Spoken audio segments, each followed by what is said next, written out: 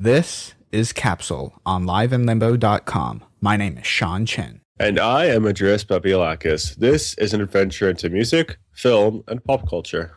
How are you doing, Andreas?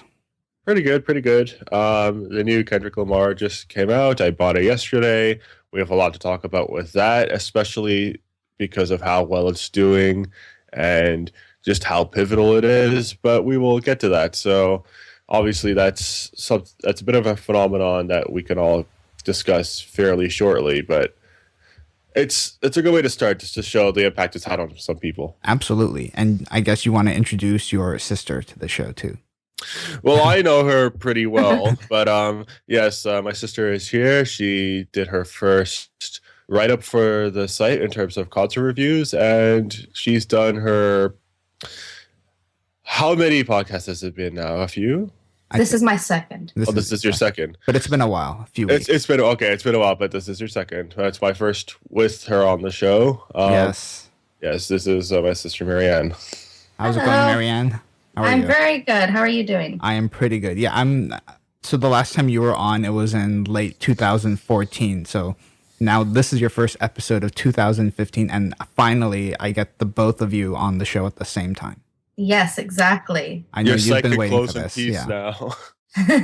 Both of you have been waiting for this moment. This moment has finally come to be. We're really just trying to take over the world. No, that's fine. That's totally cool. All those Zimbabwe listeners, they're from us. So you know. When we first started the show, I was like, who are all these people? Your relatives. That's cool. Yes. That's cool. That's all good. They're very supportive. Hey, Andre, so you play like the Nintendo DS stuff, right? Sure. Yeah, I do. How come? Okay, big news actually. So Nintendo this week, they announced that they're going to be making smartphone games. This is huge. Yes. Do you know how big this is? Because they're one of the only proprietors who want to make the hardware and the games. With the Wii U and the 3DS and all of that.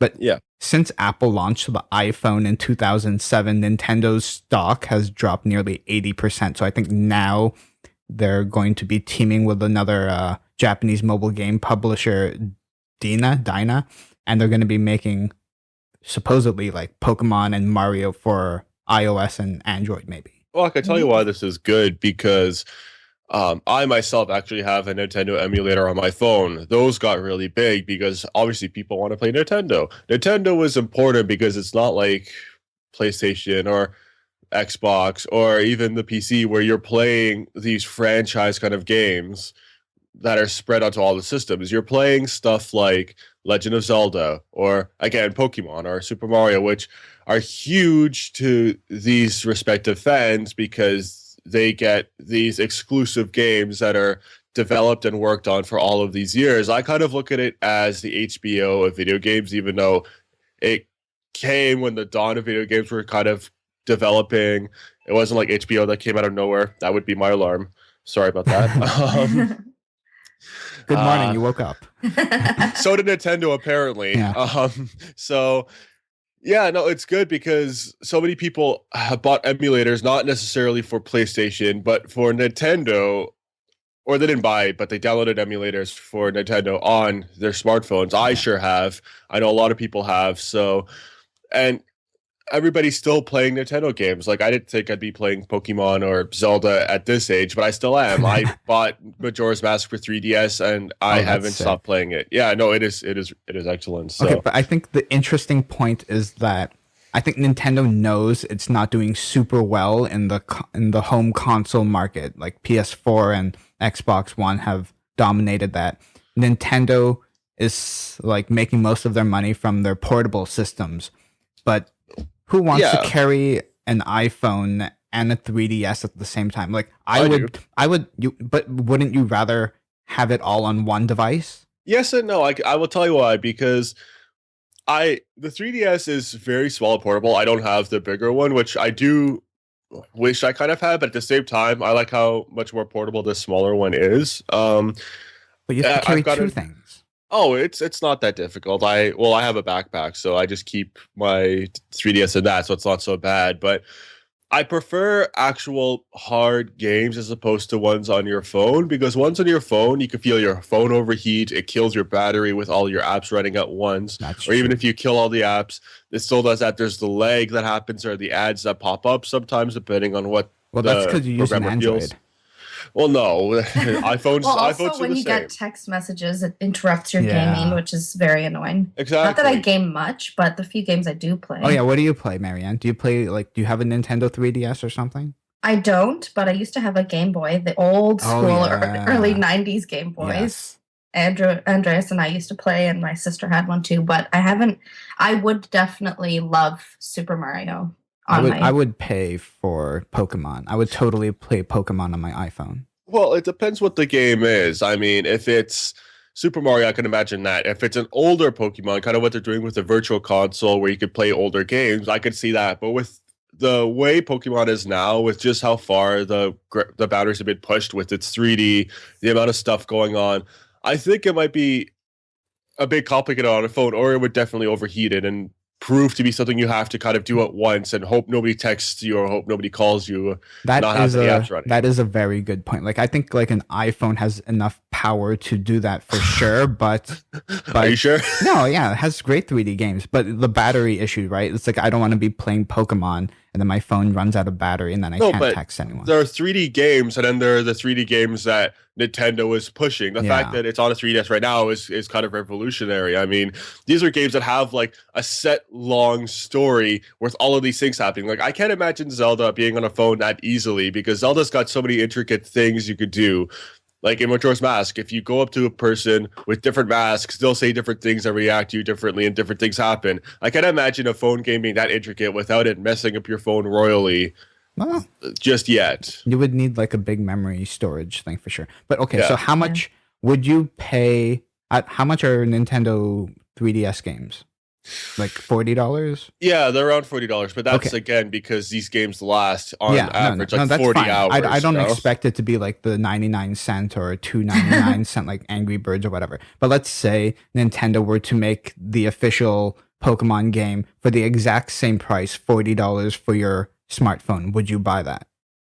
I don't see why not. I just don't know if it would be the same. I can only imagine at this point, anyways, the phone games being something a bit smaller, like some of the spin-off games they've made where it's not like the official Pokemon games, but it's the Pokemon games on the side where it's like, oh, look at this shit that Pikachu does or something. Or the Zelda games on the side where it's like, oh, this isn't the official Twilight Princess or Ocarina of Time. This is Link. Okay, it's like that RPG game that just came out. I can't remember what it's called, but it's the newest Zelda game. It's not like an official game with the story and everything. It's just you basically fighting as many things as you can. I can't remember what it's called, but it's still a Zelda game, but it's not like Skyward Sword or anything, which has like a set story and it's classic Zelda. It's just him fighting shit, you know? Actually, you know, when I'm looking at my phone now, I barely play any games on my phone. I think I only have a game called Monument and Angry Birds. How about you, Marianne? Do you play any games on your iPhone? The only ones that I play regularly, I play Simpsons Tapped Out, which is pretty much designed for a touch phone. So really, it's mindless. I was a victim of Candy Crush back in the day. And have you heard of the board game Settlers of Catan? Yes.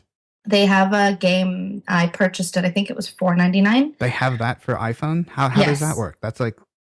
It's virtually exactly the same as the board game. You can pick however many players you want. You can include people that you're physically with or just play against the computer. And downloading now.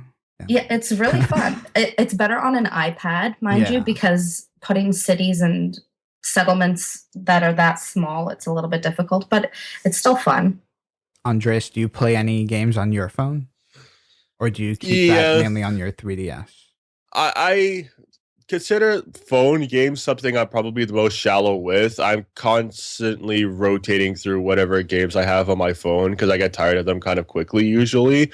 I used to have Simpsons Tapped Out, but I discovered, similarly to what I was saying before, that sometimes it would just overheat my phone and kill my battery very quickly. And it just took up so much space that I eventually got rid of it. And I noticed that a lot of games have done that too. So I just play kind of small, typical games. I think I was violated by Candy Crush for like a few days.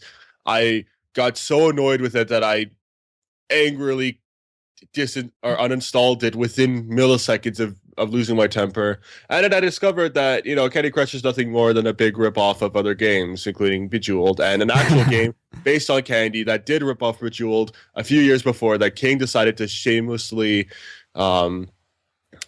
exploit and take advantage of, and they've tried to make a case of it, but of course King is too powerful.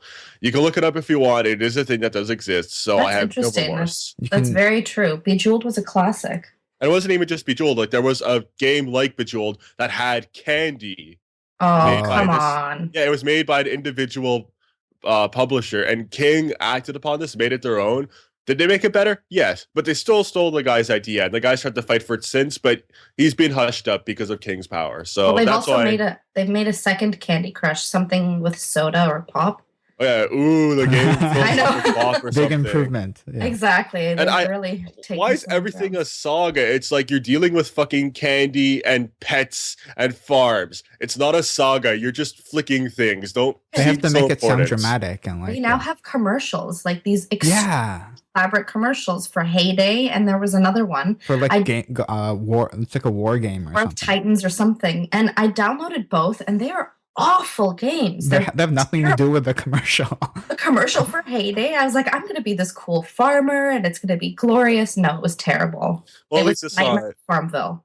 I used to saw Games of War, or whatever that game's called, where it's like every single second, Kate Upton is like being flaunted in your face, and I'm so sick of that. And there was a thing on Facebook, an ad that actually said, "You should play our game. We've got Kate Upton." They know that they're whoring her out. It is the stupidest thing. Is she even in the game? I think she's just like a little pixel. She's like not even her. She's using the cutscenes as her walking around, basically going, "Oh, we're gonna fight you in war" or something, and then you play, and it's got nothing to do with her in it. Sex sells, right? Yeah, they're shamefully promoting her everywhere, and it is bad. I'm not a fan. It did work though. All, it made you download it, right? I didn't download it. God, no. I didn't download it because of her. I just downloaded it because when there's a commercial I really want to see, and the ones that have commercials, they're always garbage. So Games of War sucked. Yeah. Well, I'm not really into the war games anyway. Some of my friends are, but I just don't have any interest at all. Hey, speaking of phones, so yesterday I was talking with Dakota, and he got a new phone. Ooh. And I was trying to make him get an iPhone, but then he still went with the Galaxy 5S. Oh, we lost another one. Good. So, no, I'm all good. All my friends are trying to convince me to move over to Android. No, what the hell? Why? No. I'm Apple through and through. Good. They always tell me that their favorite features are the fact that you can customize, but I like the simple Apple interface. Yeah. I love how simple it is. I don't want it customized. Well, that's fine. Marianne, you're going to get a promotion very soon. Apple? Where is Apple? Are they listening? Well, I want that gold iMac. I want the gold iMac. If they can send me that, or the MacBook. Yes, that's pretty beautiful. Well, they should be because we're on iTunes. Well, no, I'm okay with people liking the simplicity of iPhone. I just like the customizations on Android, so that's why I'm sticking with this. And you can't convince me, not even with shamefully putting Kate Upton on your product. So you can get the Kate Upton game, I think, on all platforms, so that's all good. Well, either way, I have zero interest at all. It also makes me sad for her career when that's what she's doing at the moment. Sorry, side note. I'm sure they're paying her quite a bit. Maybe. More like Kate Downton at this point, right? Hey, so did you guys see that Iggy Azalea rap video? Oh my gosh. It was on Vine, so it just never ended, which made it so much worse. Speaking of supposed sex symbols I have no interest in. But did you watch it? No. You did. You need to. It's really terrible. Marianne, you want to describe it? It's hard to describe. Put a bunch of metal in a blender and just keep repeating that.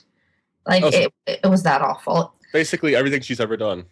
Well, she was supposedly rapping about, was it about her rapping career? Is that what they said she was rapping about? I don't even know.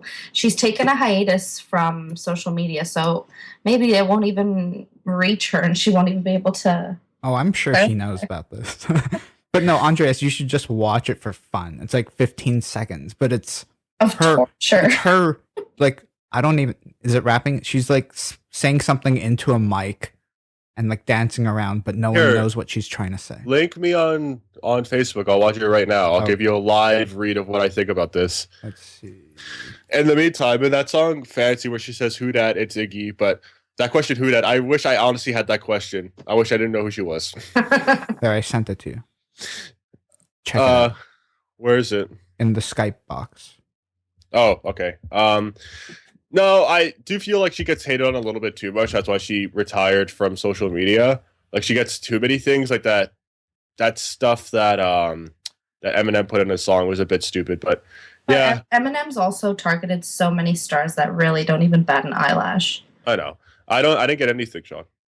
No? I saw it. Oh my god. No, just give it to me on Sean emailed it. I emailed it. You don't read your emails. Damn it, Andreas. We're exposing the truth. I'm gonna put the clip in this audio. So I'm busy being a film editor. What do you want me to do? Wait, so you did not get it? Hang on. Is it this email? I sent it to your phone. Can you open it on your phones? Do Androids open links? Well, I was gonna try and open it on my computer so I could use it with my headphones and not, you know. Oh, do any of you know what Iggy is saying? Oh, I did see this. I just didn't watch it yet. Just try to decipher it. Like they had all these websites try to decipher what she said. Yeah, I saw those. Oh God. Okay, so it literally is like her yelling into like. No, but listen to it once and try to see if you can hear anything. Right? It's like when you're a kid and you yell into an air conditioning system outside of your home and you sound like the guy from Inspector Gadget, like all mechanical and stuff, right? It's like green eggs and ham, something. What? Okay, it's almost unloading. We will see how this goes. If this better be worth it, because if it isn't, and I have to put up with more Iggy Azalea, then I swear, Sean, like I'm up to my ears with you. It will be worth it, like entertaining wise. Well, let's see, because it's almost unloading. It's a Vine video. Android has Vine, right? Oh, it's going now. Let's hear.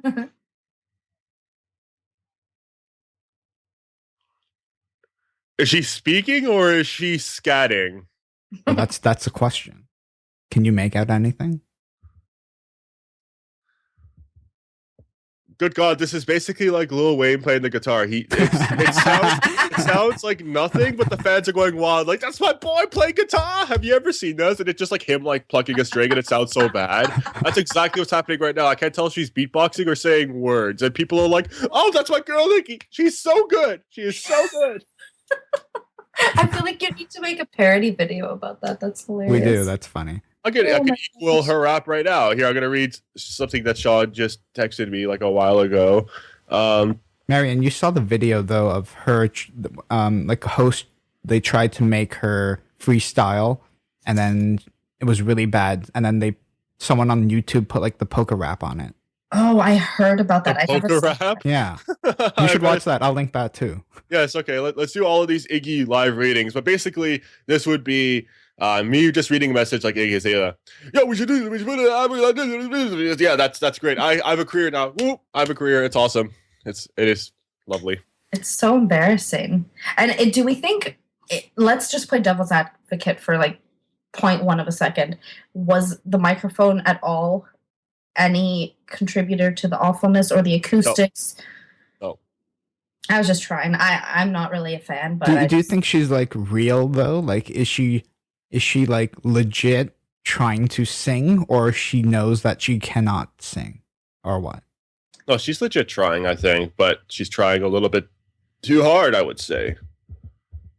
Apparently, also the sales for her recent tour were very, very poor. Much lower than expected from her camp, not from the rest of the world, maybe. But I think that she had to cancel some tour dates. I'm not sure about that. Really? But I know that the actual ticket sales were not as staggering as they expected. But like visually, her shows are well produced. Well, somebody shot for Live in Limbo. I remember it was like that hotel look, right? Yeah, and that looked pretty cool. It did. This is before she started embarrassing herself heavily. Also, Dakota photographed her at Digital Dreams or something like that. Ah, yes. Or Veld, one of those. Yeah. She was at. I didn't realize she was at one of those. She was late, and then she performed for 20 minutes and left. Yeah. You don't get to be late when this is the quality that you're putting out. This is why she did that video, because clearly she was late for that too. She's like, oh shit, I gotta press for time, and she did as quickly as she could. She sang 5 of her songs in 15 seconds. Yeah, exactly. Here's fancy. Brrr. Okay, thank you. That was good. And like Charlie XCX is on the side. She's like, wait, when was I supposed to come in? Okay, so more importantly, we need to get the set list so we can really know what was going on there. Oh my god. Yeah. No, but this video, it's not a microphone thing. I'm guessing this is her trying to keep up with some of the rappers who are very fast at can do it. She just didn't manage to do it. But you know, I can't stand her. But at the same time, I kind of feel for her because clearly she tried, but it failed miserably. I mean, look at this video. Look at the different caption that it has. It was awful. I'm all against bullies, so I do feel bad for her. Like sometimes I feel like we're bullies right now. But whatever. No, we're allowed to be critics, but we're not saying what some people are saying, where it's like, yo, you should get beaten the hell up or whatever. Yeah, we're not saying that. Yeah, it doesn't make her a bad person. It's just, it clearly was an off day. Okay, let's switch from something not so great into Kendrick Lamar, which is great. Speaking of guys who can rap quickly and do it well. So how to pimp a butterfly. So Andreas, you and Dakota were looking forward to this. So tell us how, when you first heard about like the tease, and then how the whole thing came about and when it dropped. This is a pretty pivotal album, and in terms of how it was released, in terms of what it's saying. I'm holding it right now in my hands. I didn't actually know it was out physically until yesterday, and I bought it immediately. And just looking at this, when you open it up, because it's so heavily based on Black culture, you open up the actual disc, and the inside tray, the inside back of the booklet, and the CD itself are all plain white. So I'm guessing that's a statement as well of being a blank slate and a race thing. It's just so much thought and work was put into this. Some of the parts of the booklet are in Braille, I guess insinuating that parts of the society are blind, so they should be able to read that part of the booklet. On the back, just the way everything was written, like it's personally done on the back of a napkin. Just everything is so well thought out. So last year we had the song I, which ended up winning 2 Grammys actually, and it ended up putting some people off because of how different it was to the rest of the stuff that he's done, but other people thought it was amazing. I was somebody who was okay with it. Now that I hear it in the grander context of the album, and I'll tell you how they switched it on the album and changed it a little bit for the better, I'm a big fan of that song, and I think it's incredible. He released The Blacker the Berry, which got so much attention that a Polaris Prize winner basically had his take on the song and why Kendrick Lamar is deserving of not a Polaris, a Pulitzer Prize. Oh wow, big difference. Yeah, no, huge difference. Huge difference. A Pulitzer Prize winner had his take on the album on why Kendrick Lamar is worthy of a Pulitzer, especially with what he had to say about race culture.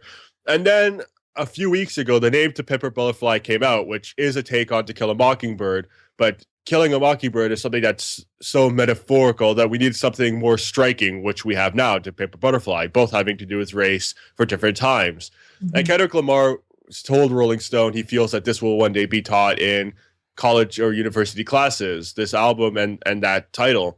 And I think he's got a point, because throughout the entire album, which everybody, including myself, has rated very highly, the whole thing is a take on African American culture. Musically, lyrically, it's for it, it's against it, it's trying to look from all sides. It's not like a story, but it is at the same time, because he's slowly piecing together this one poem that he's saying, and he reads a little bit after each song. And by the end of the album, he reads the entire poem. But with each little bit, it means something else on the album. But at the end, it means something greater that explains the entire album. And the whole kick and twist is that he's reading this to the late ghost of Tupac Shakur, and Tupac actually responds to him because he himself was a poetic rapper who was trying to speak about the times. So the whole thing is about Kendrick Lamar trying to speak to Tupac Shakur and see what his influence has done to him and try to explain how he views the world now.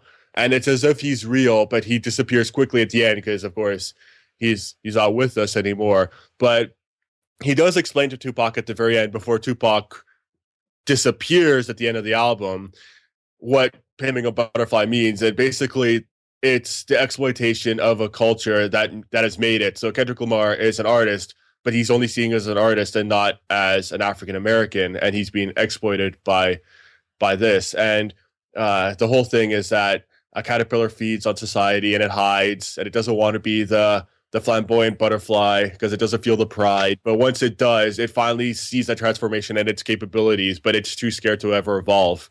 So there's just so much meaning and purpose behind this. So that's why it's great news with what it did to Spotify.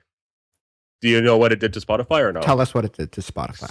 It broke records for the most album streams within a day. And when I say broke records, I mean it killed previous records, which were held by, I believe, Iggy Azalea, actually. You brought up killed it. Don't do that. Sarah's going to hate you for that. Sarah's going to unsubscribe to the site now. But I think in this instance, it's worthy of it. It's worthy of it.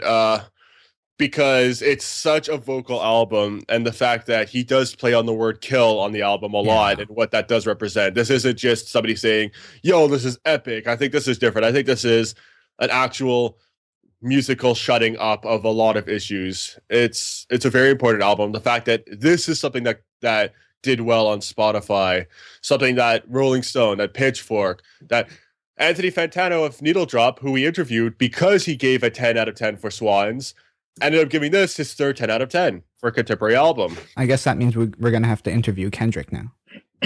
Yeah, well, we're going to have to interview Anthony Fantano as well. When Kendrick comes over here for the festival circuit, we're going to have to try and bring him on. I don't know if we can do that, though. We might have to sneak around the backstage area or something. Jump over a fence. Like, who are you? But jump over a fence or something. I was going to bring up I. The reason why I is different on this album, just to show he has such a perspective on how an album should be. On this album, it's faked to be like a live recording, so he stops midway rapping to say, yo, people, come to the front, and that song actually cuts halfway through because it's never actually explicitly mentioned if it's a fight or if it's an outbreak because something happened. People are theorizing that it's based off of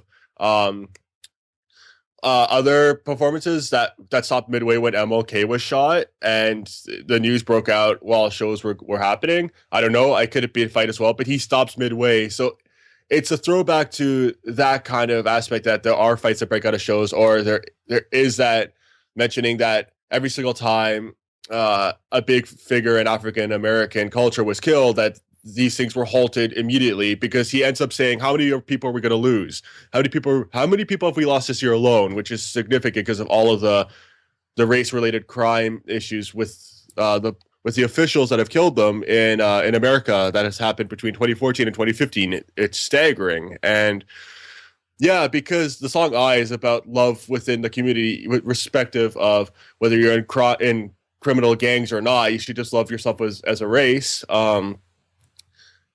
That's why he won the Grammy, but on the album, it paints a different picture because of the fact that it breaks out because of a fight, and the fact that Kendrick Lamar can't even finish a song without telling people to have a good time and to stop fighting. That's why this kind of album is important, and that's why it's great that this album did so well on Spotify. So we're witnessing something pretty big here. Yeah, Marianne, have you given this a listen? I haven't listened to the full album, but I remember Andreas mentioned The Black with the Berry a while ago, and I listened to that. And just from a glimpse of one or two songs, I can already sort of get that vibe, and I'm really interested.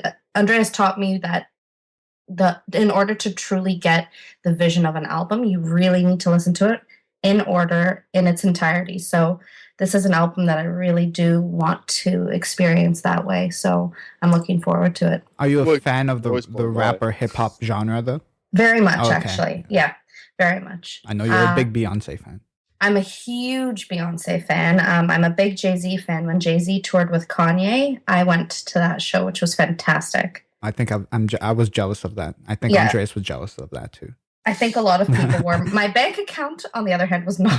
That was a very expensive show, but well worth it. It was incredible. So yeah, it is a genre I really listen to and enjoy. Well, that's why you don't ball too hard. You pay for financially. But so Andreas, what was your favorite? Well, my favorite song of How to Pimp a Butterfly is These Walls. I like that track a lot. These Walls is really good, actually. But so I liked how very chill and summery it was, like the summer feel. Well, it's very when I read when I read the lyrics of it, I was like, oh, that's interesting. Well, the whole album is interesting. You should really if you have time, listen to this in full, read all of the lyrics, piece everything together, because trust me, everything has a very significant purpose. I'm still going to go with the Blacker the Berry because of how powerful it is. But if I had to pick something that wasn't a single that I heard for the first time on album as a whole, I really like Mama. I really like These Walls, as you do. How Much a Dollar Cost is really good too. I really like the interlude For Free, where he does like the jazzy, very fast spoken word lyricism, which we saw a glimpse of on Never Catch Me with Flying Lotus, and we saw a little bit of that on the Colbert Report, right? But don't on you think that Blacker the Berry, though, it kind of reminds me, like the sound and like the beat of it reminds me of Lose Yourself by Eminem just a little? Very barely. Okay.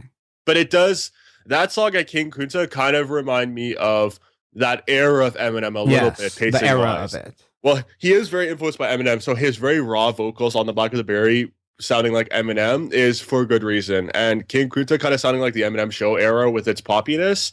That's probably with good reason, because he is a big fan of Eminem, and he did say Eminem did influence his flow, but obviously his biggest inspiration is Tupac Shakur, which is why he tried to feature him on the ending song, which is also one of my favorites, Mortal Man, which is a very powerful song, which basically the main lyric is, if shit hits the fan, is you still a fan? So he mentions Nelson Mandela, he mentions Michael Jackson, all of these artists and cultural figures where it's like, if they die or if they get accused of something, are you still going to support them? Are you still going to fight by them? Or are you going to believe the media or the hype that kind of kills a career, or it ends them once they die? You know, that's a great line. It's powerful. Like, yeah, because he's influenced, he's referencing himself and saying, if I'm going to be this outspoken and if I die, is it going to matter? Or am I still going to carry on? And that's why he ends up talking to Tupac at the end of it. It's just everything about this album is so well thought out.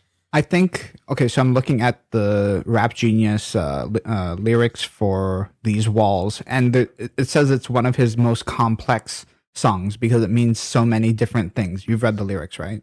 I guess. Oh, of course. I've listened to this album. It can mean like about the relationship a couple has in like their physical walls, and also like the walls of the woman's womb, and it's also about like abortion and stuff too.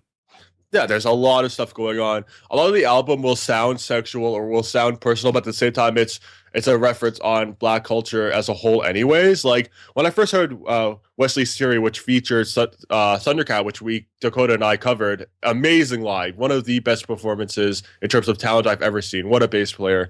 And George Clinton of Funkadelic at Parliament fame, who's a massive figure. But when you first hear it, it kind of sounds like a tribute to funk and how it's overly sexualized and about money and stuff. But really, he's referencing people of African America that have been influenced by the money. The people he talks about at the end of To Pimp a Butterfly, who get caught up in the fame and forget their roots. So even in that respect, it's still contextual because it's a record label producer, I believe. I can't tell exactly what it is, but it's somebody of high importance who's lost their roots and their traces of what their culture means because they've been caught up with the fame that they've been instilled with. So just everything, even if it sounds superficial, everything has greater context on this album. It's crazy. And you gave this a 9.6 out of 10. Huge score. At the end of the year, I might even rate it higher, honestly. The first time I listened to it, I didn't get it entirely, but the more you listen to it, the more you get, it's not a linear story like Good Kid Mad City was. The more it's like this sphere where everything's bouncing off one another. You know, like those death spheres where you see the motorbikes crisscrossing and almost hitting each other? Yeah. That's this album with all of these politics and ideas that are comparing and contrasting with one another, almost colliding. That's what this album is. It's a near-death experience the entire time with all of these political views almost hitting each other. I think Dakota also liked it. I think he was the one on a previous podcast that said Kendrick does not make songs, he makes albums. Was that him or Sarah? I forgot who. Could have been him because we've talked about that before. That's why when I was released and it was kind of a polarized reaction, Dakota liked it, first of all, but he also said, just wait, see how this is. And I remember when King Kunta came out, because I was released a few days before the album came out, him and I were talking about it, and we said, it's not one of his stronger songs, but let's see it on the album. On the album, it's much stronger. Absolutely. And as you said, so he killed Spotify rate. Oh my God, I said it. So also this links into a New York Times article that came out this week, and it says sales of streaming music tops CDs flat, and like this is the first time ever it's done this. So I'll read a quote. It says in 2014, downloads of singles and albums generated about $2.6 billion, which is down 8.5% from the year before. CD sales were down 12.6%. But in aggregate, the various types of streaming outlets generated 1.87 billion, which is up 30% from the year before. So this is the first time ever. However, the note is that for vinyl records, it went up 50%. Yeah, well, that makes sense. I could tell you why this is. Look what Sufjan Stevens did. Look what, again, Kendrick Lamar did. Look what Björk did. As soon as her albums leak, or they have the capabilities of leaking, they release it online immediately, so it's streaming, and the physical copies are still released whenever they're supposed to be. I've had Björk's album because she released it online for months. I have to wait until next week to pick up her album physically finally. You see what I mean? So she released it online for free, or... No, not for free, but you had to pay for it, but it was still online. And was that directly from her website, or was it through like Spotify or something? I don't think iTunes. she did Spotify. It was iTunes, right? I think it was iTunes or something, but it was her doing, and there was actually this long article that her and her associates released where it was like, we almost got into a lot of trouble for doing this because the label didn't want us to, so it was her doing. So it's their decision to do it when they know that the potential for a leak happens? Is this how it works? Yes and no. Earl Sweatshirt's album Information was released premature, and he was actually very angry about it. It wasn't the album itself, but he was angry at the fact that the information was released at all. So it's not always in their control. Like, he went to Twitter to actually crap on Sony Music Entertainment and say, oh, I thought this was in my complete control. Apparently it isn't, you know? Oh, wait, so Sony leaked it? Not the album, you mean like some guy in his camp got like his hard drive and leaked it? No, it wasn't the album. It was just the information. But that's also in terms of the album releases itself, right? Like, if you look at Sufjan Stevens' album, it leaked. Nobody knows who did it, I don't think, but his label went out to say, hey, I hope you guys like it. If you do like it, you could pre-order it here. So really, the people who do leak it, the people who try and handle what happens after a leak, it's all different. I think Asthmatic Kitty Records, which is Sufjan's label, did a good job with that, because I remember just seeing it on Has It Leaked and 4chan, just going around saying, hey, we're from this record label. We hope you like it. Here's a link to pre-order it, because so many people ended up pre-ordering it. And you look at Madonna's approach, which was just to try and exile these guys and put them into prison and consider it like musical terrorism. Didn't end up so well, I don't think. And I think the thing is, the artists now sort of have to have these various options, because the day and age that we live in, it's such a possibility. So instead of maybe letting it hurt them, maybe it could be a move that they could capitalize on, which I think is a good move. Yeah, because remember, Dakota and I were very critical about these older executives who are stuck with these dinosaur philosophies. Oh yes, I remember that podcast. Yeah, and you've got to embrace it in a new way. Like, To Pimp a Butterfly, he released it early because King Kunta was supposedly a single release, but actually that was just because it leaked as a song. Somebody leaked it as a song, and they didn't want that threat. So they released it as a song. A few days later, they said, okay, let's release it online. And look what happened. Yeah. I went to HMV looking for other stuff. I saw Tip Up a Butterfly, and I was like, I've heard this so many times. I love it. I'm buying it immediately. And judging by the Spotify records that it broke, and it crushed even, I'm sure not too many other people would disagree with the way that I reacted. So, well, it said online, one of the articles I was reading, it was streamed 9.6 million times on the first day. Wow. Yeah. Which is apparently the new global record for being 4 times the most streams in a single day worldwide by a new release. Send me that link. Send me that link, and I'll include that in the show notes. Yeah, I definitely will. It's getting a 95 the last time I checked on Metacritic, which is tied with Outkast's Stankonia, which is considered a hip-hop legendary album at this point. It's tied for being the highest rated hip-hop album on the site, and one of the highest on the site in general. And this is it just coming out. With Stankonia, it's been over a decade, so it's got some time to kind of marinate with people and become the classic album that it is. This just came out, and I think within the thing days. Is, we want it to be about the music, right? So when you say about how Madonna tried to villainize and Obviously it's not ideal and it isn't the delivery method that these artists want, but at the end of the day, we want it to be about their music, not about them fighting against these people. So I think that these are good moves. Yeah, exactly. And the effort should be, again, on the quality of music, not, oh no, this leaked early. Like, there's a reason why Kendrick Lamar's album's going to sell. It's not just because it got released a little bit early. It's because it's so damn good and everybody wants a piece of it. If it wasn't good, for itself. Exactly. If it wasn't good, nobody would want it. Right? Totally. Yeah. I totally agree. All right. So we'll see where that goes. And have you guys seen, Marianne, are you a fan of Jimmy and the Kimmels? Oh my goodness. I absolutely loved that video. I cannot believe how, you know what? It was such a great social experiment. So unbelievable. My favorite is Le Fictionals. I don't know about you, Sean. DJ Fictional. He's great. Well, Sean, go into it for those who haven't seen it. Yes. Okay, so this video is Jimmy Kimmel. He sends out one of his correspondents to South by Southwest, which just wrapped up this week.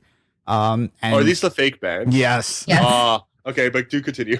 And then she just goes around to random festival goers, and she's just like making up band names, like just to see how hipster they are. And they progressively get worse than the band names. They don't even hesitate when she's like, "Do you know?" She just makes up a random band name like the Penguins or something, and they're like, "Yes, I totally know them. They're amazing. I'm gonna see them tonight." Yeah, like no hesitation whatsoever. One girl was so bad at line, and she was so like, good at line. Or yes, so good, but if you look at her, if you can sort of pull tells about someone line, this was embarrassing. She was saying how she was in Lyons, France, and she saw them, and then the correspondent was very sharp and was asking questions about, what does their sound like? And, I didn't know they were touring through there. And then all of a sudden her story quickly changed. And, I was there, but maybe it wasn't there that I saw them. It's like she made up like a whole history of the band right on the spot. And there was one, I can't remember the name of the band, but it was something to do with food or health or organic food or something. And the correspondent said how they threw quinoa into the audience. And she asked the girl, she said, "Did you catch any of the quinoa?" And she had this big afro. And she's like, "Yeah, I think some fell in my hair." Like, lovely. These people commit to their lies. Kudos to them for committing to the lie, because that is embarrassing. Yeah, that's a great idea. I'm used to this, especially with film. It's interesting because you see so many iconic film images everywhere, right? And you ask somebody, "Hey, have you seen The Godfather?" And they'll say, "Oh yeah, Marlon Brando's amazing in it. The whole thing about like his life and stuff." And if you've really seen it, you know that Marlon Brando's actually not in it that often. Like, it's just people trying to pull the one or two things that they do know with this culture of. Why are they trying to? They don't want to be embarrassed and be not in the know, right? And they want to feel relevant. That I'm very culturally savvy. I know everything about every artist and every film, and how could I not know about Le Fictional and all these false and the quinoa band? That's amazing, actually. Someone should do that. Quinoa. Organic food band. You know what? It would probably do quite well. Yo, let's start a band. I'll be the drums. Okay. Sean and the quinoas. No, but probably the worst.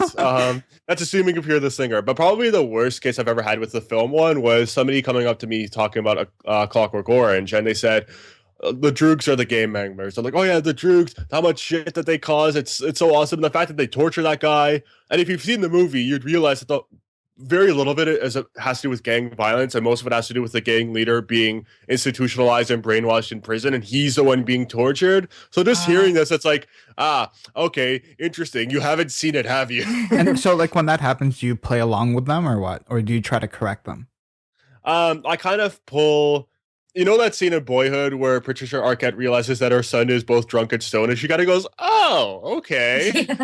That's what I do. Just like, I see. I think that's the best move, because sometimes I don't want to embarrass somebody because they're obviously embarrassing themselves, first of all, but secondly, they're just clearly trying to fit in and feel insecure about their knowledge, or just it's not.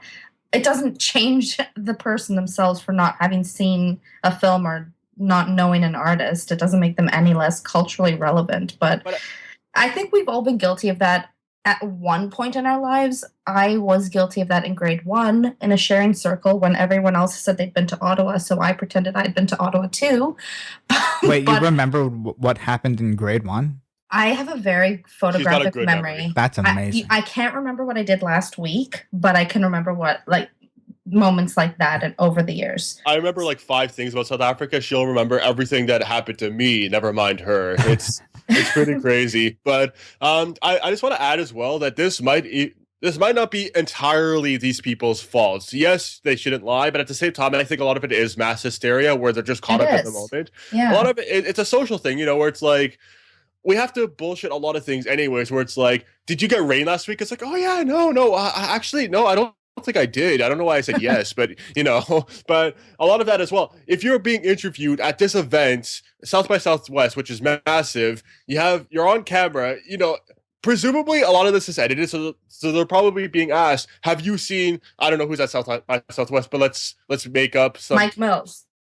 Have you seen Mike Mills? It's like, oh yeah, of course. It's like, have you seen, I don't know, he probably wasn't there, Elton John. Oh yeah, Elton John, he's here. I'm so excited. Yeah, well, have you seen like the air fresheners? And it's like, immediately you want to say yes because you've been saying it so many times. Yeah, but at the same time, it's a quick battle in their head. It's like, should I lie? No, yes, I have. And I'm so excited to see them again. And it's like, shit, I shouldn't have said that. And then you're embarrassed in front of everyone. And then you just go down the rabbit hole. You're too far in, exactly. And I don't think it's bad intentions. There was the one guy that they were interviewing, and I think she called it Jimmy and the Kimmels, the band. And at first he's like, yeah, wait, did you say Jimmy Kimmel or Jimmy and the Kimmel?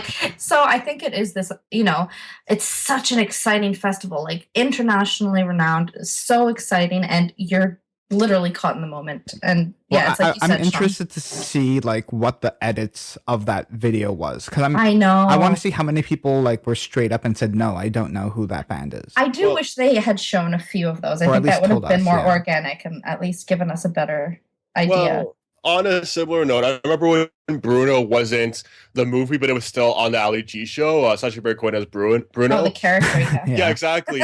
he did this thing where he went to this beach and he saw like this group of guys and he was like, let's see how excited we are for spring break. And everyone's like losing their mind. And he's like, okay, I want you guys to start like hugging each other. And it's like, okay, I want you guys to start like smacking each other's asses. Okay, can you please drop some trow and show us? And they were so excited that they were like, woo, yeah, spring break, let's do this. And then at the end of it, it's just like, you're the most excited. Come over here. Say your name. Say you're watching gay TV. And he's like, wait, what? Gay TV? I don't want to be watching gay TV. But obviously this whole time they were engaging in things that could be seen as homoerotic, but they didn't realize.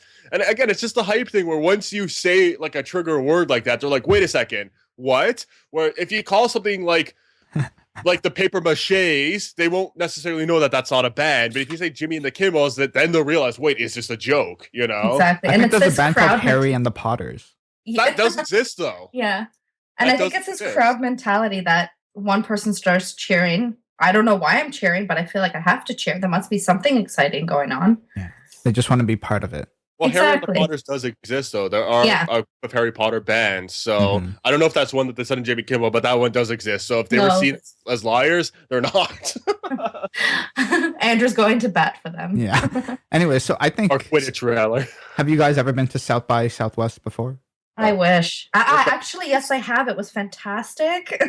I'm just joking. No, I have not. I don't know if I actually want to go because Daniel... Bogzarski, he's our photographer there, and he said it's like crazy as hell because it's not like our North by Northeast or Canadian Music Week where there's like a said headliner of the festival and then like all these other acts. It's just like you go there and something might happen, maybe. I love Something Might Happen, maybe. My favorite band. But that's a good one too. But I guess that's an exciting thing, but it's also I would like some structure. Yeah, there's like no structure for South by, so it's like insane. But I wish Canada had something more like that where it could be more wild and like bigger names can just come in out of nowhere because like Miley Cyrus just shows came in up like a wrecking ball. Yeah, like that. Sorry, that was really that bad. wouldn't happen in Canada. It's as bad as their song. It's okay. But no, that was like a huge thing for the festival. It's like, that was. And it was cool because she's on stage with all these male rappers, and here she is. Like the only white person on the stage. And the only female. Girl power. She wasn't Iggy Azalea then, where it's like, oh god, they're going really quickly. Oh god, I gotta go quickly. No, you know what? I was impressed by that. Great. Yeah. I think her whole Bangers album, minus one or two songs, I think it was a fantastic album. I bought it. I loved it. And that's why seeing this video, the footage of her at South by Southwest was no surprise. You love her too, right, Andres? No, I dislike her, but at the same time, I feel like she's just like a little bit too much. I get the whole reason why people have big issues with her, because I do as well. But at the same time, I get that a lot of it is her keeping up with a lot of what the industry is demanding. A lot of the image thing. I think she's going above and beyond with it a bit too much, where it's a hyperbole and it's annoying. But at the same time, I respect kind of the hard work, because a lot of this is a product of her going all in with what she wants to do and separate herself from the Disney culture. But at the same time, not a fan. No, really not. Fine. You can have your opinion though. But I'm just trying to say, for South by Southwest, for when I'm trying to coordinate with Daniel on like what's gonna happen tonight, we're constantly checking Twitter, like all the hashtags to see what's happening. And then on that day, I think it was Thursday, it's like Miley Cyrus or Mike Will, he's a producer. He's having a show at the Fader Fort, and an Instagram picture of him and Miley Cyrus shows up. Oh wow! Like, so that's she is there. She is there. Something's gonna happen. And then as soon as that happened, the crowd of Fader Fort like tripled within like an hour. And there were 40 photographers who were shooting the whole event for the whole day. It's like 12 hours or something. So Daniel said he didn't have lunch or breakfast that day. And he went to sleep at like 5 a.m. or something. That's commitment. Good for him. That's commitment. But there's 40 photographers. And then as soon as the Mike Will set comes on, they pull everyone from the pit. And they're like, only some of you can get in there now. So they narrowed it down to 15 photographers. That's and then fair. Somehow they chose Live and Limbo got in there. Oh, because we're Canadian. We're Canadian. So then that's amazing. They wanted the That's universal a huge poll. victory. And, that's a big victory. And Miley Cyrus usually does not allow like pit photography. If you ever do get approved, it's from the soundboard at the back. So this was like ultra rare. So like 5 songs in, then she comes out. Like, so they had like Odd Future and all these other guys on first. And then Miley Cyrus comes out with like all crazy stuff and like confetti. Wow. That's an experience. I guess that kind of atmosphere and experience is worth the starvation. And maybe, I don't know. Wow, that's awesome. That's a great exclusive for Live in Limbo. Absolutely. I like that. And you guys also got to do something pretty cool too. Both of you did your first brother and sister concert review for Fifth Harmony. Yes. So we in like total, we have an album review that you did, an interview that I did, and now a concert review with photos. So when are we getting to hang out with them now? Yeah, we're gonna work on that. I think they're like progressively getting much larger now. So big time. So Marianne, you can like walk us through this. Started. You can walk us through this experience, how it started, and all that. Absolutely. Well, to begin with, even before, I used to be a huge fan of X Factor, the TV competition, and I watched Fifth like the Harmony. British one or the American one? This was the American one. Yes. But Simon Cowell was still on the show at that point as a judge and a mentor. And I literally watched Fifth Harmony like they were born on stage before my eyes, because they were originally, I believe, going in as solo singers. And if solo singers were unsuccessful, but the judges still felt like there was potential and that they could possibly work well together in a group, they created groups, and this was one of the highly successful ones. I was just going to say, exactly. One Direction did that as well, didn't they? Exactly. So very similar kind of conception. They were very successful on the show. I can't remember who won. I'm not sure if they had won or not. See, this is where my memory's bad for some things. But so I was a fan of theirs from day one, and Sean approached me about doing an album review before I knew about the tour coming to Toronto. So it was very cool. I got to listen to the album early, which is kind of a nice perk. So thank you, Sean. You're welcome. And I liked the album. My favorite song was Sledgehammer. So when you approached me and said that there was the show and that there could be this brother-sister collaboration, I thought that would be really fun. So Andreas and I headed down to Sound Academy. And as we pull up, there was a huge line of teenage girls. What time was that? We left the city around Yorkdale area at about 5. Oh my God. And we got there maybe at 6. So we were quite early. So did they have like blankets or what? No, some of these girls had no jackets on. It was clearly their first concert, and the adrenaline was keeping them warm, and they were just very good spirits, all very excited. And we pull into the parking lot, we park, and it was freezing. It was freezing. So we get to the line, and thankfully at that point the doors opened at 6. So we're starting to walk through, show our bags at security, and then I decided to just mention that we were doing media because it was really cold. So the security guard walked us all the way through to the front so we didn't have to wait in a painfully long line, which was nice. As you walked by, did you see like other girls looking at you like, how are you skipping the line?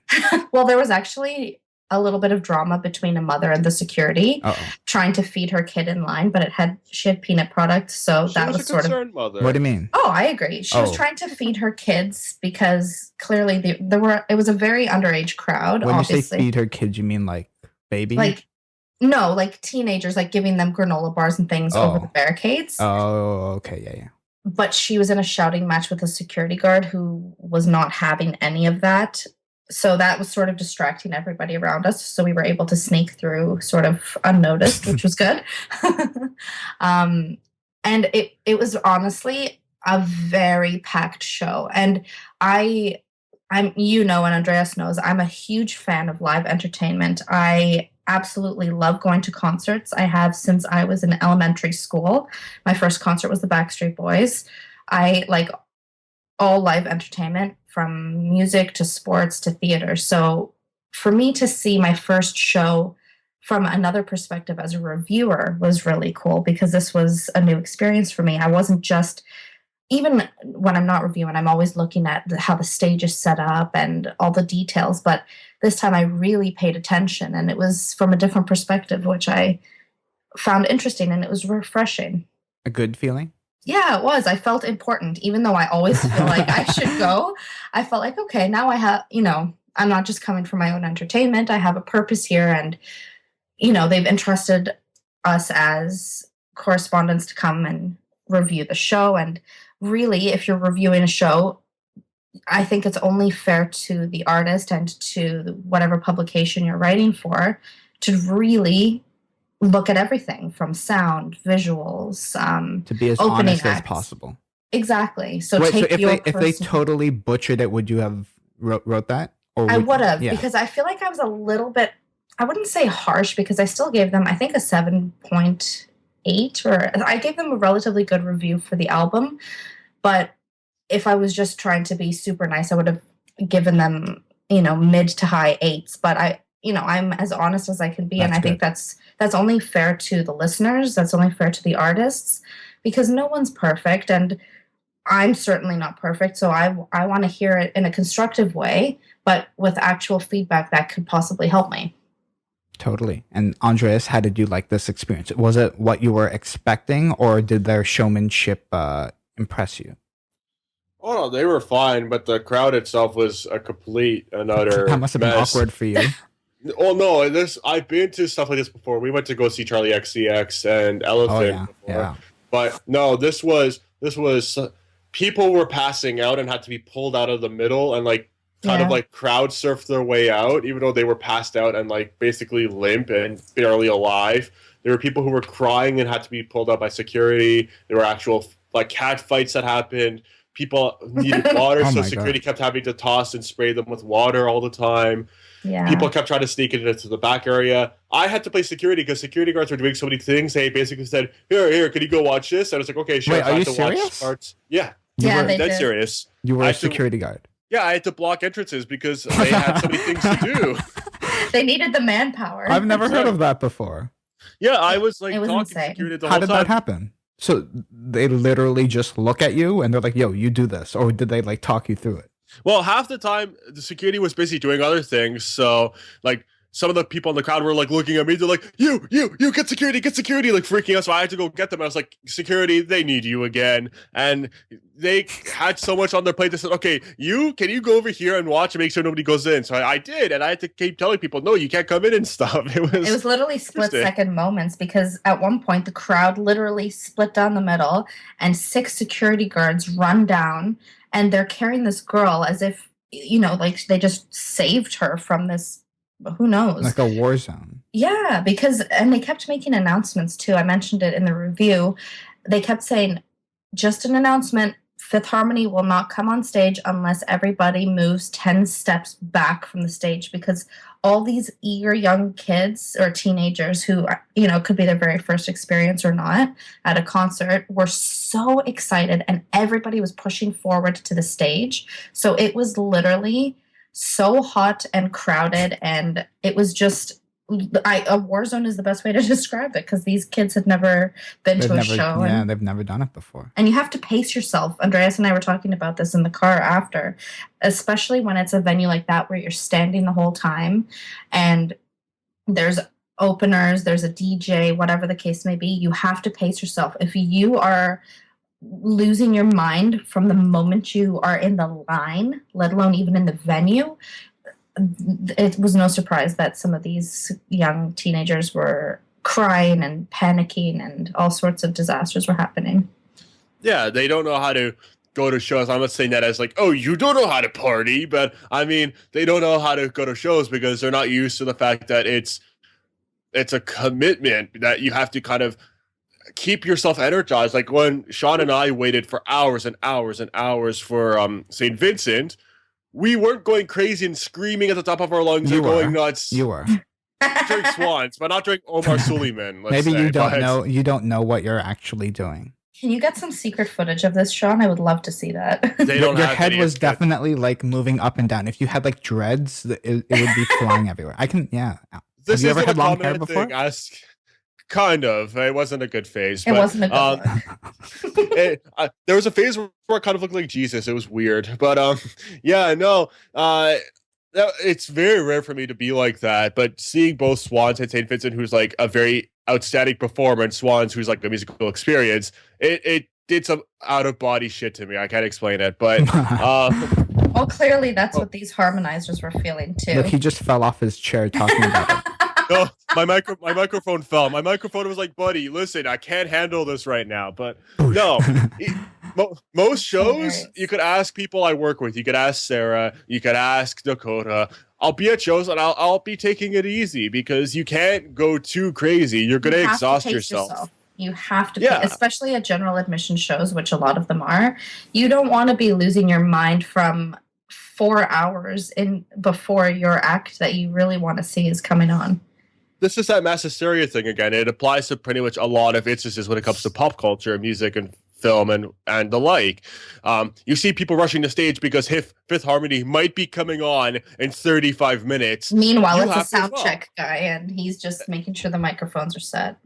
Exactly. Most shows I go to, it's like the guy comes on, it's like, oh, okay, who cares, But with this, they're like, oh my God, he might be testing to see if the sounds are off. Let's rush the stage. And everybody's running. And Fifth Harmony are, of course, a pop band, which is heavily based on mass hysteria. So obviously, these people who haven't been to a concert before are losing their minds, and they feel this must be what a concert is. I need to rush the stage right now. I believe this is their first headlining show in Toronto. I think they've played before, but like in a festival. Yeah, and they opened up for Demi Lovato, which was kind of like a full circle moment for them probably, because when Demi was on tour, she was actually a judge on X Factor, so it was kind of probably a really cool moment for them to open up. Did they open for her like recently? It wasn't for her Neon Lights tour. I believe it was previous to that, a few years ago. Yeah, but I think this was their first headlining tour. And the thing about Fifth Harmony that's so great is they're very interactive with the crowd. They're very good to their fans. I think, Sean, you and I talked about this when I was doing the album review. They changed the album artwork because the fans weren't happy with it. So they do listen to their fans, and I think that's why over and above a regular pop band's following, their fans really feel connected to them. I think you know how, Andreas, you know how I've always said that my most nervous or anxiety ridden podcast was with Michael Jura. I think I don't blame you. I think I was most nervous for Fifth Harmony because the age difference was so huge and like their demographic, but it turned out to be very good because that was a great interview. And there was 4 of them, not all 5, but 4. So me, a 27-year-old guy, speaking to 4, I don't even know, 17-year-old girls. I don't think they're that young. 18 or something like that. But they were at one point. They were all very like girl chatty, and that was a different, unique experience for me. But it turned out okay. You are correct. They range between the ages of 17 to 21. Oh, okay. Yes. Well, that went well, but so did our Live in Limbo pictures. Actually, Marianne, how very good did they job. go again? Very good. Oh my goodness, the retweets over 200. They were fantastic. So this was a collaboration. This was the truest form of collaboration. Andreas took the pictures, and then I got the pictures from him, and I formatted the tweets. So between one of them was yours. Yeah, but that one didn't do well. In comparison to her the ones. Yeah, in comparison to the photo that you took, but with my words. Yes. It was a good combination because I posted one picture with my own words and Andreas posted one picture with his own words, and they did okay. But the collaboration, I mean, every 2 seconds I was trying to tweet, and I just kept seeing floods of Fifth Harmony fans retweeting. I think the one got up to 271 the last time I saw. That's amazing. Well, isn't that basically what Fifth Harmony is? They were like, they went solo, but it didn't work out, so they had to be pieced together, and look what happened. Yeah, collaboration is key. Totally. Yep. No. So we're like 2 dimensions if they're Fifth Harmony. It's interesting. Absolutely. So I guess, and that review was great. The photos were really good too. The lighting looked awesome. So what were those things in the background? Were those umbrellas? Or? No, they were just stage lights. No, they weren't strobes. I don't think they were just stage lights. They did have like the lights in the middle. They're like those photo box lights, but they did change colors and they did flash, but they were just lights. They weren't like props. Yeah. Wow. So, Andreas, did you sing along? I can't. I think the only 2 words I know in any of the discography at all is Fifth Harmony. That's it. I don't know a single word. Okay. Well, that's a great experience. I hope you guys do more of those. Thank you. I would love to. Action. That would be great. Marianne? Yeah? What were you going to say? No, I just said it would be interesting. Absolutely. Marianne, where can all of our listeners find you? Come find me on Twitter at Merzy Merzy Bean, and I would love to chat with you. She's a great tweeter. I love tweeting. I'm very much a Twitter fan. I know who's a good tweeter. Like Andreas, you're okay. Dakota is a little slightly more engaged, but like when Marianne tweets or even Sarah does, for some reason, like it's with the same account, it just gets more engagement. I don't know why. I appreciate it. You know what? I like to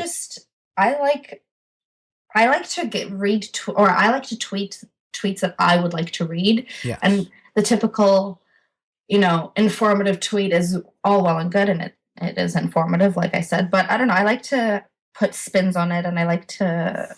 I don't really know. We need to dissect and decode one of your tweets.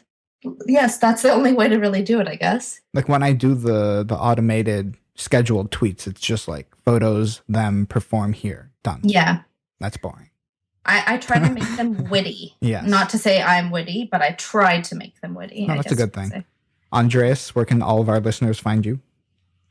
You could find me on Twitter, not on Spotify breaking records, at Andreas Babs. You're breaking records on iTunes. We are actually. Yeah. Have we ever mentioned that in the podcast yet? Yeah, on the one I had with Jill's. Well, why not with me? You weren't on that week, so it was of the week moment. Well, let's remind everybody. What's the record that you guys broke? We were number 1 in the music category. Yes. And that made us number 7 in all the categories on iTunes podcasts. Fantastic. Which is crazy. I mean, it's probably the only time I'll ever be above Alan Cross on anything, and he's a big influence to me. So that was insane. It's like, I don't deserve to be here. Look where you are. It was weird, but hopefully we get there again. Yes. Well, it speaks to the podcast, and I think that, you know, as a frequent friend to the podcast, you guys do a great job. So keep it up. Thank you. Thank you for your sibling bias there. It feels good. And I think it's a safe time to kind of maybe just leak a little information. So you guys know that Dakota and Andreas, we're going to have like some asexual reproduction, and Capsule is going to like multiply in itself. So you'll have a film podcast with Andreas and Dakota coming out soon. And also, Marianne. Drum roll, if you please. Oh, that was a great drum roll. I can't do it for much longer. Okay, well, I was hoping you were going to end the drum roll now. Sean and I have been talking, and perhaps very, very, very soon there's going to be a podcast with me. Based on pop culture, highlights and news and stuff like that. Exactly, which I'm very, very excited about. Capsule will be mostly music based. That's right. Cool. So right now, Capsule, we say it's a podcast about music, film, and pop culture. So we're gonna split into those 3. Yes. That says a lot about Capsule. So I'm very excited, and I'm very honored to have that opportunity. Amazing. All right. We were Captain Planet, but now we're going to be the separate Planeteers. It's pretty cool. That's a good way to look at it. And you can find myself on Twitter at Sean Chin. You can follow the show at Live in Limbo. Use the hashtag Capsule Podcast. Please subscribe to the show on iTunes. Give us 5 stars and leave us some nice words. And of course, you can find the show notes at liveinlimbo.com/capsule. Take care.